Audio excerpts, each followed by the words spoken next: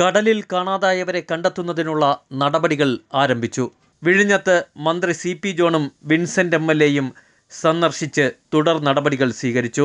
കടലിൽ കാണാതായവരെ കണ്ടെത്തുന്നതിനുള്ള നടപടികളുമായാണ് മുന്നോട്ട് പോകുന്നത്. അറിവിൽ 8 പേരാണ്, 2 പേര് അല്ല ആകെ ആയിരുന്നു. 2 പേരും കൂടെ ഇനി കിട്ടാണ്ട് 6 പേരെ റെസ്ക്യൂ ചെയ്തു. 2 പേര്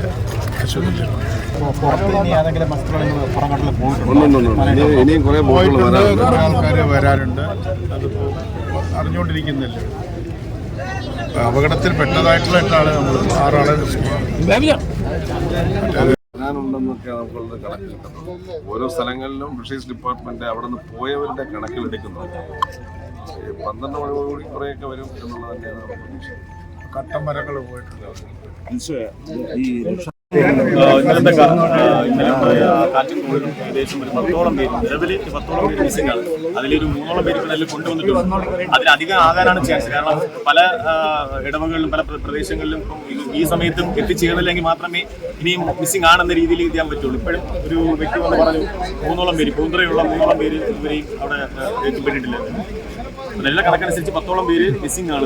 3ഓളം പേര് ഇപ്പം ഫിഷറീസ് ഡിപ്പാർട്ട്മെന്റ് വാടക ഡക്ക് ബോട്ടിൽ ഇപ്പോൾ കൊണ്ടുവന്നിട്ടുണ്ട്.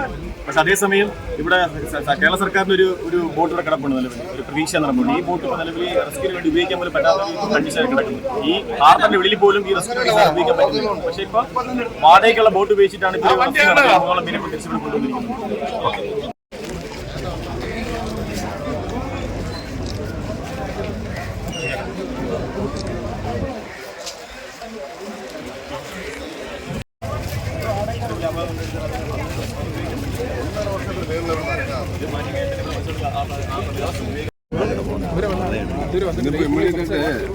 ഡീസൽ ഇല്ലാത്തതുകൊണ്ടാണ് പോകുന്നില്ല.